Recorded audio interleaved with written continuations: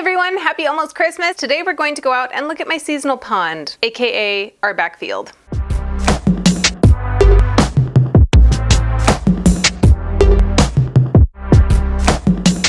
So every year, about this time, not every year, but many years about this time, our backfield starts to gather water, and then it just never releases it until next spring.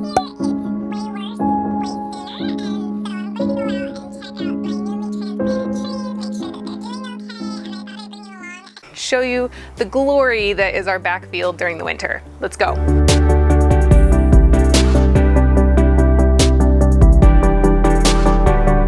We have some peepers that are demanding to be let out, and I'm not going to let them out because it's flooded.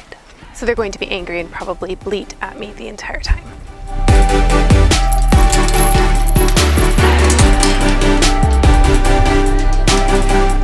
Angry sheep. Very angry. I don't know if you can hear on this microphone how wet it is, but it's wet.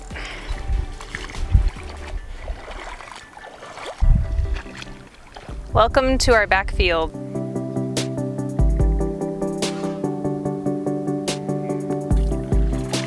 So this is the Doug fir that I transplanted. I'll post that video up here. Just a couple of weeks ago from my mom's property to here, and it was doing really well, and it's still doing pretty well, but with waterlogged roots it's not going to do well for long. This is by far the worst that our backfield pond has been since we've been here, and as you can see there is standing water going up to the tree, so its roots are definitely waterlogged. I'm hoping that it will recede fairly quickly because now it's dry and not raining, but if it doesn't, I will need to transplant that in order to save this Doug fir.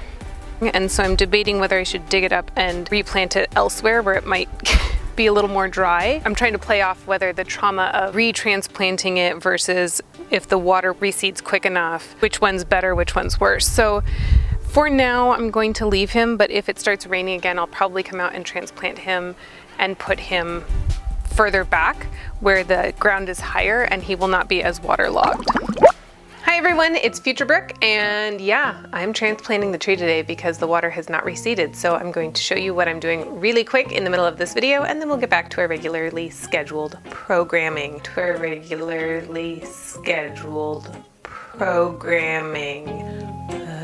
I am checking which location is best for the tree. This one has some water, but it also has worms that are alive. So that's a good sign that they haven't been completely destroyed by the water. That's got some water, but not too bad. The other thing we're trying to do, the reason we transplanted it to this original location, is the space behind it. You could get a tractor behind it, which makes for easy maintenance. But best laid plans. We could probably still get a tractor with it here. It'd be kind of a tight turn, but it could happen. I mean, our fence is 3 feet further that way than it looks because the blackberries come out. One of my projects for next year. Let's see what this one looks like. That looks pretty good. That might be the winner. I just have to chop blackberries now. I'm gonna try and get as much of these blackberries cut down that it doesn't grow into the tree too quickly. Hopefully by next summer I'll have these under better control. It's amazing. Can't waterlog these guys. Wish we could. It's not perfect, but it is a lot better. The other complication we're facing is that we are going to get some much colder weather where we're getting down into the teens supposedly next week. So I'm gonna have to take extra precautions to protect this tree because it won't be as established in its hole. So we'll wanna make sure it's got the best chance at surviving those freezing temperatures. And I will be doing this chore rather quickly because I have to take Sadie to the vet to look at her blood work again. And then when we come home, we're going car shopping. We're considering a new vehicle. It will be my first new, actual new vehicle ever, and something I had promised myself I'd never do with Ian. So That's a little bit ironic. It might just be time. All right, if I remember correctly, the roots on this guy were not overly deep. Oh, he's actually in there. Okay. How do I want to handle this? All right, little buddy. I know, those are some waterlogged roots. Oh, wow. Okay. You didn't take any of the root ball once again. I'm sorry, dude. I hope you make it. We're gonna do our best, okay? Well, now I'm faced with a conundrum. Okay, we're gonna just lay you down right now because, great. All right, I'm gonna show you what's happening and then I am gonna problem solve in real time. This is the hole that I was planning on putting it in, and it didn't have water when I was digging it out, but now it does. So, not sure what to do about that. You can see that there's water in this hole already. When I dug it out, there was none, and now there's water. So maybe this guy needs to go in a pot, because I'm not sure what else to do. And I'll also show you the hole that it came out of, which is way worse. Can you see all of that water right there? Yeah. So this definitely needed to come out. The camera's completely crooked. The tripod's in the water. It is what it is here, guys. But this definitely needed to come out. I mean, the water is literally brim full. But now that the hole I just dug is filled with water, when it wasn't before, I'm not sure how to handle that. I don't know if it'll go down or what. So I'm gonna brainstorm really quick and come back. So hang on. Okay, so new plan. I am going to just plant it temporarily in a dirt pile that we have back here. I don't know if you can see it from all the way over here, but it's back there, and it's nice and dry because it's high. So I'm gonna plant it there because I have to leave in 14 minutes, and I don't wanna leave this tree bare rooted out of the ground after it's suffered so much with the water, and I just don't have time to find any other planting spots. So that's what I'm gonna do right now, and I'll take you with me and show you what I'm doing. Let's go.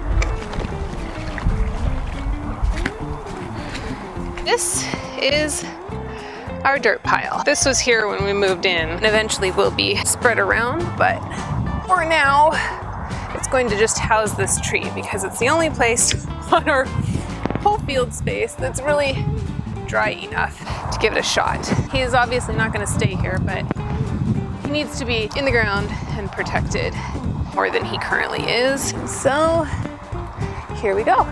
Look at this. Before I plant him, I'm gonna show you what his roots were looking like. Do you see how wet and gross they are? I mean, that's some bad roots. So glad I decided to transplant him, and I hope that he makes it.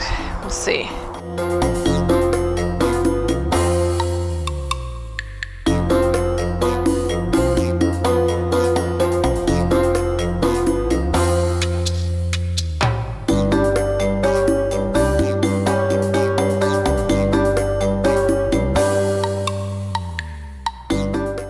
Keep the mulch away from the tree trunk. Of course, if you're using this as a tree planting tutorial, don't look elsewhere. This is just a last-ditch effort trying to save a little sapling who is drowning. So anyway, I'm gonna run off to the vet now. I've gotta take Sadie, and I'll get you back to your regularly scheduled programming. Why is that so hard to say? Regularly scheduled programming. All right, gotta go, bye. The other trees that I transplanted are 2 big leaf maples, and they are doing pretty well, I think, and I'll go show you those next. Yes, it's really this wet. I can't walk fast, I splash it up on my pants, so fun times. So this is one of the big leaf maples that I transplanted, and it's doing really well. This space that we chose is higher ground, and so it is not waterlogged, and it appears to still have its fresh buds for next year, and they haven't rotten off or anything like that, so it appears to be doing pretty well.